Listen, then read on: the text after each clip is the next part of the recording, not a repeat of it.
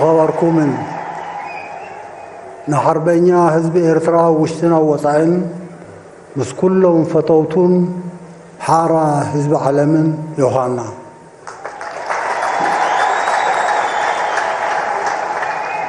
أبدي كاب عمتنا بعمت نادمقن نحيلن زخيت سنبلات نزانا 34 عمت زخرنا صنت بزتفل عليه مساناد أوتات قرما زلبسو كله من ملغتتات يوحنا زلعخون لعل مسقانا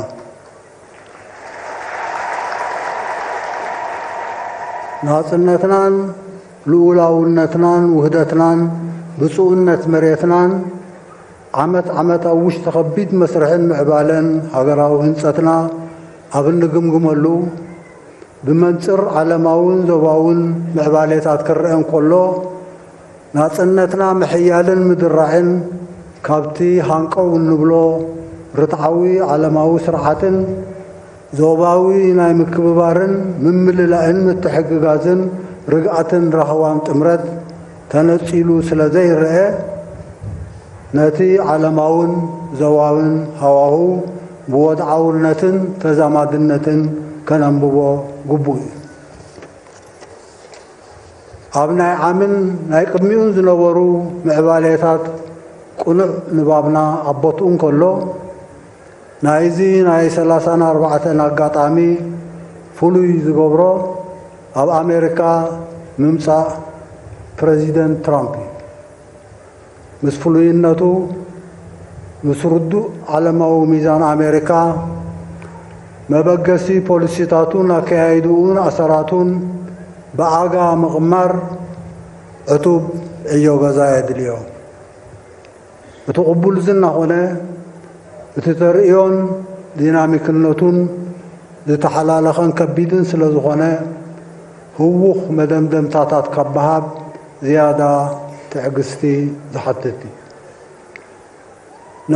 ناتي أوج مرحا ماغا كمتون توسيدنا نا أمريكا داقم عباي نمقبار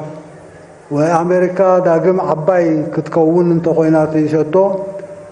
بريزيدنت ترامب قدم استراتيجيون وطناتون أكايدون كجل زبل حطتات الله عباي انتهي مالتي سلام انتهي أمريكا عباي زي كونتمو عباي كتكون ذل الله بخميك عباي كتكون تخيل عباي مالت زبل سقط ويزعب تمد باندسترياوي وتصيد عبيد بتكنولوجياوي معبالي قدمت بوتهدراوي قلبت زحيلت بخلص الوا زدارقا زي بالله تفرحيت وزيته كما حفشاو موكسنت وسيدنا كاب تاريخاوي أمصاصا أمريكا جميركا خيبلنا علماو مخان أمريكا أموال زحول كويناتن أبناء الزحلفة 3 عامتاتن كو خطراوي عند راتات موائلن زنوبرو خصتات ودعوي نباب يحتد مسؤوت بغنا مصايخ انتاي كمسل يخيل نبل دحر مختام زحول كوينات أبزن زحلفة 35 عامتات تراين تتعذبنا عالم بزيته ودادارهم قصاص راينا بستوهللو مس أباخاني وصعيتات من محدارات واشنطن توهللو زغالب زلو لعل 3 تريليون عداتات أمريكا بعلو ززارب حدا أمريكاتي بتمساسالي عنداري فلسفنا من محدارات واشنطن زحسرة تخفالي عيون ساعتين مستحط أهلا خلنت أبزلون هاجرات قدمت شاينا اندستريتاتنا أساقيمنا زيادة مخسب كنخعبتنا زتبهلوين نا أمريكا كبيت كساراتاتيو أخطيلو لومي باندسترياو وصيت أب عالم قداميتي شاينا أب تكنولوجياو صبللتنتون أب استفلاليه خفالاتو زنبره معرق أمريكا زبيلو طراي زي كونه መጻኢ ምዕባለታቱ ንናይ ኣሜሪካ ቀዳማይነት ዝእምት ኣይኮነን ብወተሃደራዊ ጉልበት ኣሜሪካ ዝሓየለት ኣይኮነትን ብዘይካ ናይ ናቶ ፈርካሽ ቁመና ዝተፈላለዩ መምዘኒ ዝርዝራት ዝእምትዎ እዩ ብፓሬዳት ከሬራትን ከም በዓል የመን ምድሃኽን ብዝሒ ኑክሌራዊ ኣጽዋርን ዝዕቀን ኣይኮነን ርትዓዊ ውድድርን ሓራ ዕዳጋታትን ንግድን ኣብ ዘይብሉ ርትዓዊ ምምቕራሕ ሃብትን እቶትን ኣብ ዘይብሉ ናይ ሓረጣን ዛዕጎልን ፊናንስያዊ ስርዓት ባዶ ድምር ወረቐት እናሓተምካ እገዳታት እናበየንካን እናሃደትካን ዝሕለን መኽሰባት እውን ይንፈግን ይንቆትን ኣሎ ትህሉ ኩነት ሰፊሕ ዝርዝራዊ ምውክሳት ኣለዎ ትህሉ ኩነት ከም ዘለዎ ኮይኑ ግን ፕሬዚደንት ትራምፕ ዕዳታት ኣሜሪካ ንምስራዝ ወይ ንምንካይ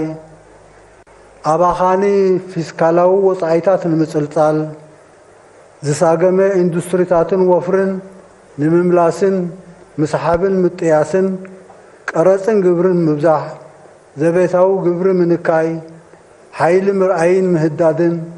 ንጡፍ ዲፕሎማሲታትን ህዝባዊ ርክባትን ምውንጫፍ ወዘተ ወዘተ ነታ ዓባይ ኣይኮነትን ኢሉ ዓባይ ክገብራ ዝደሊ ኣሜሪካ ዛጊት ኣውጅዎ ዘሎ ፖሊሲታትን ተበግሶታትን ብተናፀል ኣብ ዘቤታዊ ጉዳያት ኣሜሪካ ከምኡውን ምስ ቻይና ሩስያ ኤውሮጳ እስያ ላቲን ኣሜሪካ ኣብ ዝተፈላለዩ ዓውድታት ይኹን ብጥሙር ኣብ ኩሎም ኣርእስታት ኣብዚ ዝመጽእ 4 ዓመታት ክኽተሎ ዝኽእል ኣካይዳ ንምግማት ቀሊል ስለ ዘይኮነ ሰሪዕናዮም ዘለና ሲናርዮታት ብደቂቕ መወከሲታት ናይ ሰዓት ምክትታልን ገምጋምን ዝሓቱ እዮም ናይ መዋዕላት ውህሉል ዝንቡዕ ፖሊሲታት ምእራም ፈጺሙ ኣይከኣልን እንተዘይተባሃለ ኣዝዩ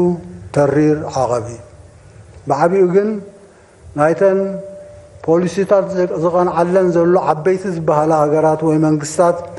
ግብረ መልስን ጽምዶታትን ምስ ምሕዳር ትራምፕ ምፍላጥን ኣዛሚድካ ምትንታንን ክዝንጋዕ ኣይግባእን ዝኸበርክንን ዝኸበርኩምን ኣብ ኩሉ ዝዓለማዊ ቁርቁስ ናይ ዘለናዮ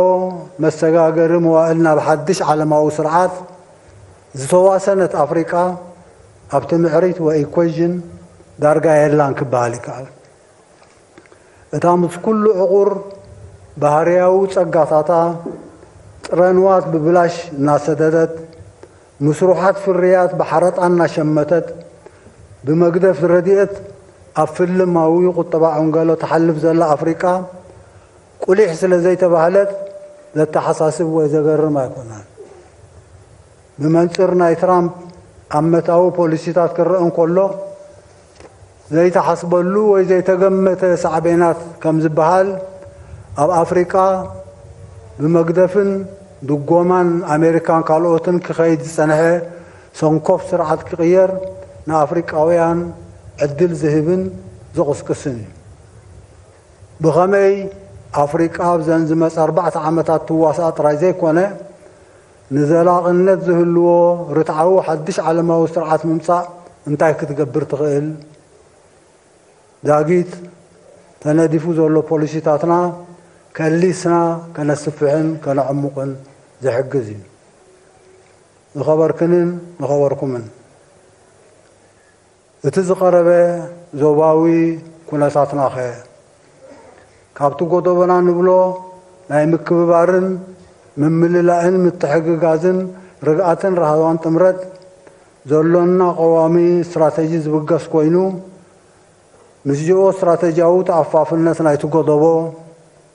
الواتات المعباي زقبر ويزهقن متتاواتن شرعتاتن ازيو بزح سلازغونه اب سودانن اب اثيوبيان نايزلو قلولاوات كم ابنتن امتن كنوسد نخيل حزب السودان ካብ 1956 ናይ ሃገራዊ ህንፀት ጉዕዞኡ ብተዛማዲ ዝሓሸ ገስጋስ ኣመዝጊቡ ነይሩ ክበሃል ዝከኣል እኳ እንተኾነ ካብ 1989 ንዝሓር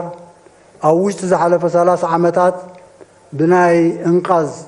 ዕንደራ ዝወረዱ ሓደጋ ምረሽኡ ተጎቲቱ እዩ ህዝቢ ትዕግስቱ ምስ ጨንቀቐ ብፍኑ ናዕቢ ነቲ ዕንቅፋት ኣልዩ ኣብ መድረኽ ምስግጋር ይኣትዩ ናይቲ ምስግጋር ሕድሪ ከዓ ክንዲ ህዝቢ ሱዳን ልኡላዊ ሰራዊት ሱዳን ተረኪብዎ ምስ ናይ ሱዳን ጂኦ ስትራቴጂያዊ ኣገዳስነት ምስግጋር መድሎ ከይረኸበ ክንሕንፍሽ ዝበሉ ግዳማውያን ሓይልታት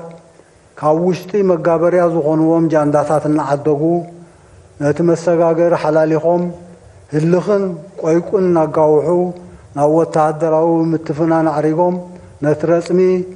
ብመንገዲ ጎረባብትን እናመወሉን እናንበድበዱን ከማሕድርዎ ይነጥፉ ኣለዉ ናይ ኩሉ ዝግዳይ ካብ መከራ ናብ መከራ ወዲቑ ዘሎ ህዝቢ ሱዳን እዩ ህዝቢ ሱዳን ነቲ ጉዕዙኡ ኸሊፉ መከራ ዘውርደሉ ዘሎ ሸርሒ ተመኪሩሉ ተቃውምኡ ከስፍሕን ከሕይልን ተበጊሱ ኣሎ ጎደቦ ሱዳን ከዓ ሕልናዊ ሓላፍነቱ ተሰኪሙ ዘይተቆጠበ ደገፉ ንህዝቢ ሱዳን ክህብ ግቡእ እምበር ግንዖ ኣይኮነን ኣብ ኢትዮጵያ ከንተበልና ንልዕሊ 80 ዓመታት ወይ 3 ወለዶታት ኢትዮጵያ ናይ ወኪልና ወኪል ክትኮነና ዝብሉ ናይ ዋሽንግተን ፎስተራት ጃንዳ ፎስተር ዳላስ ማለት እዩ ዘበገስዎ ዝንቡዕ ፖሊሲታት ዘኸተሎ ቅልውላዋትን ዕንወትን ኣመዛግብቲ ስኑድ እዩ ኣብ መዋዕል ዝሑል ኩናት ብተመሳሳሊ ሞጎት መራሕቲ ሶቪየት ነበር ዝፈጸምዎ ጌጋታት እውን ስኑድ እዩ ናይ ክልተ ወለዶ ሃገር ናይ ምህናፅ ዕድል ኣብ ኢትዮጵያ ተኸሲሩ ድሕሪ ምኽታም ዝሑል ኩናት ናይ ሃገር ናብ ሃገር ዜግነት ምህናፅ ክንዲ ምብጋስ ኤትኒካዊ ምትፍናን ዘጋድድ ዝተወስደ ሕርያ ዘኸተሎ ዕንወት ሓተታ ዘድልዮ ኣይኮነን ኣብ ዝሓለፈ 7 ዓመታት ድሕሪ ኩሉ እቲ ኤትኒካዊ ፌደራልነት ዘኸተሎ ቅልውላውን ዕንወትን እረማ ወይ ሪፎርም መፂኡ ኣብ ዝተባሃለሉ ከምቲ ኣብ ህዝቢ ኢትዮጵያ ዝገንፈለ ናይ ተስፋ ስምዒት ኣብ ህዝቢ ኤርትራን ካልኦት ህዝብታት ጎረባብትን ህዝብታት ዓለምን ዝፈጠሮ ተስፋታት ናይ ትማሊ ተዘክሮ እዩ ትትስፉ ናይ ህዝብታት ሃንቀውታ ዘሳናበዶም ናይ ግዳም ሓይልታት ግን ኣይቀሰኑን ኣብ ውሽጢ ናይ ዝሓለፈ ቀረባ ዓመታት ጥራይ ብስም ብልፅግና ከም ሓድሽ ወኪል ወይ ተገዛኢ ኣብ ልዕሊ ህዝቢ ኢትዮጵያ ኣውጆሞ ዘለዉ ኩናታት ናይ ጭንቀቶም ምርኣያ እዩ ብዝተፈላለየ ማዕዝናት ናይ ማያት ናይ ኒልን ቀይሕ ባሕርን ናይ ባሕሪ መስኮት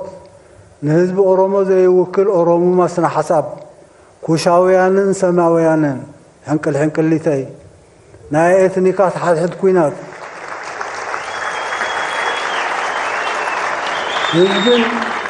ህዝብን መሬትን ዓፈር ከም መድረኽ መጻወቲ ምዝማዝ ወዘተ ትዕንደራን መሁታቱን ኣብ መወዳእታ ህድማን ቅድሚት ጥራይ ክበሃል ዝከኣል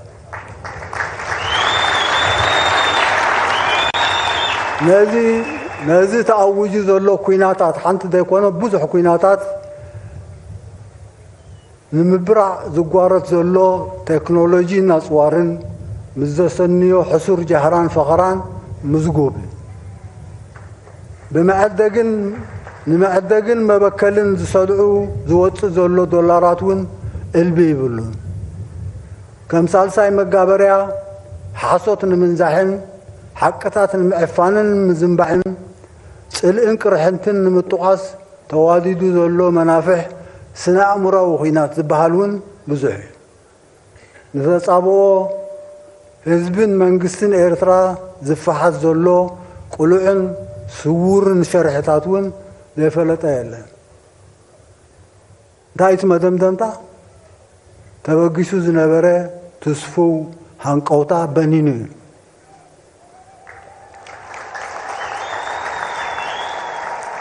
حزب ኢትዮጵያውን ሕርያታቱ ፈሊጡ ተቃውሞታቱ ከበራተ ይረአሎ ህዝብን መንግስትን ኤርትራ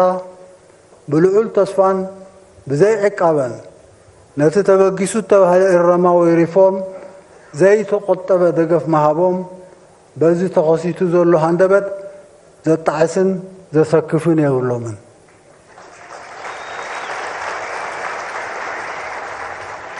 ኣብ ሕሱር ናይ ሓሶትን ምኑቃትን ማዕድታትን ኣይዕዶሙን እዮም ፍጹም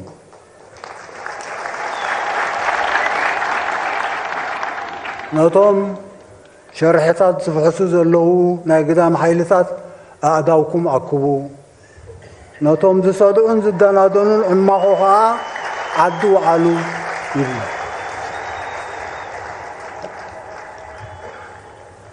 ዝኸበርክንን ዝኸበርኩምን ኣብ ኣህጉራውን ዞባውን ምዕባሌታት ተጊህና ብጽሞና ክንከታተልን ኣዛሚድና ኸነንብብን ሕርያታትና ፈሊጥና ክንግስግስን ንቡር እዩ ኣበው ከም ዝብልዎ ግን ብዕራይ ናብ ዘበለ የብል ዕርፊ ኣጽንዕ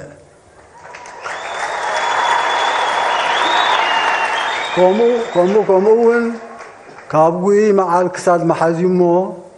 ቆላሕታን ኣተኩሮን ኣብ ዘቤታዊ ኩነታትናን ምዕባሌቱን ሕንበረታዊ ቀድም ኣብ ትሕቲ ዝኾነ ኩነታት ቅድሚ ኩሉ ዝስራዕ ቀዳምነትና ከዓ መኸተ ልምዓት እዩ ከከም ቀዳምነቶም ክሰላሰሉ ዝጸንሑ ልምዓታዊ መደባትና በብጽላቶም ማይ ፀዓት ኤሌክትሪክ ሕርሻ ሃብቲ ባሕሪ ትሕቲ ቅርጺ ብቐንዱ መንበሪ ኣባይቲ መጓዓዝያ ትምህርቲ ጥዕና ወዘተ ብተወሳኺ ድርኺት ኣድማዕነቶም ምእንቲ ክረጋገጽ ኣብ 2025 ድሕሪኡን ኣብ 6 ዘባታት ተኸፋፊሎም ውጥናት ክደቃቐሎም ንትግባረ ዘሳልጥ ጸጋታት ክጎሳጎሰሎም ልዕሊ ኩሉ ግን ዝሰፍሐ ተሳታፍነት ህዝቢ ተወዲቡ ኣበርክቶ ዝገብረሉ ኸውን ጥሙር ልምዓታዊ መኸተ ኣብ መስርሕ ኣሎ ነቲ ብዝሰፍሐ ዝውደብ ዘሎ ስታፌ ህዝቢ ነቲ ብሓይልታት ምክልኻል ክዕመም ዝጸንሐ እጃም ልምዓት እውን ብስፍሓትን ዓይነትን ዓብዩ ናይ ህዝቢ ዕማም ደሪዑ ብዝሓሸ ኣወዳድባ ኣብ ልምዓታዊ መኸተ ከም ዝሳተፍ ክኸውን ዓሚ እውን ጠቂሰዮ ከም ዝነበርኩ ኣብ ወፃኢ ናይ ዘሎ ሓርበኛ ህዝቢ ዕቑር ዓቕምታት ምስ ንጡፍ ተበግሶታቱ ኣብ ልምዓታዊ መኸተ ገዚፍ ኣበርክቶ ዝገብረሉ ባይታ ንምጥጣሕ ዝተበገሰ ሓሳብ ንምውጣንን ምውዳብን ክሕግዘና ዝተጀመረ መስርሕ ሓበሬታ ስለ ዘይተጻፈፈ ህጉተት ጸኒሑ እዩ ካብ ካልኣይ ፍርቂ 2025 ግን ኣብ ርእሲ እቲ ምስናይ 6 ዞባታትን ሓይልታት ምክልኻልን ውሁድ ውዳበ ኣብ ወፃኢ ናይ ዘለዉ ሱታፌ ኣብ መኸተ ልምዓት ከም ሳልሳይ ውሁድ ኣካል ኮይኑ ክሳተፍ እዩ እዚ ንውልቃውን ብእኩብን ብኮማትን ደረጃታት ዝውሰዱ ፕሮጀክታትን ወፍርታትን ኣብ ዝተፈላለየ ጽላታትን ዓውታትን ከይሓወስካ እዚ ኣቦትኡሎ ማለት ኣምር ወይ መበገሲ ልምዓታዊ መኸትና ሓድሽ እኳ ተዘይኮነ ብቐንዱ ናይ ህዝብና መነባብሮ ኣውራ ናይቶም ዝተዋሰኑ ብእዋናውነት ዘቃልል ብዓብዩ ከዓ ናይ ሓዋሩ ካብ ቁጠባ ዓንጋሎ ዘውፃና ኣፍራይነትና ዘሐይልን ምህርትና ብዘላቕነት ዘኻዕብትን ናብ ምስናዕን ኢንዱስትርያውነትን ዘሰጋግር ምእንቲ ክኸውን እዩ መኸተና ኣብ ቁጠባዊ ልምዓት ጥራይ ዝተሓፅረ ኣይኮነን ምስተጋላባጢ ዓለማውን ዞባውን ምዕባሌታት ዲፕሎማስያውን ዜናውን ሓበሬታውን ግንባራትን ከይረሳዕካ እዩ ማልን ካልእ ጸጋታትን መሳለጥያን أقداسي يخون نبر توصاني وفوين تعرنيان سب سلزغونه كسانة زوج سنة حزنا هنا نقص لنا قصنا زعقت حيلق أيلن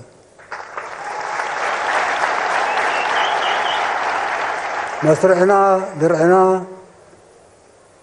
مسمر زغلوا سماعات يتحبنوا عاود نحفاش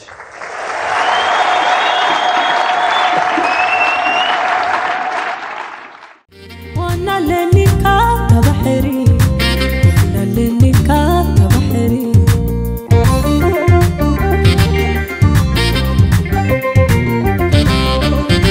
نكوني ونعها دفاري نتمال رسي عسك كبت سدلي نكوني وعرد خادفاري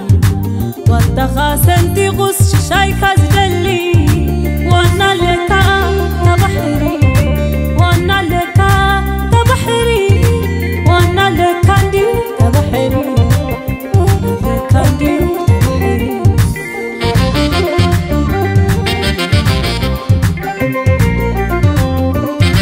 وانا خاتلالي شتو انت دمتو وانا خاتفلي لقات قوعدكم حموتو زي زرك ولا موتو انتقون أبسالين عنديهم محلا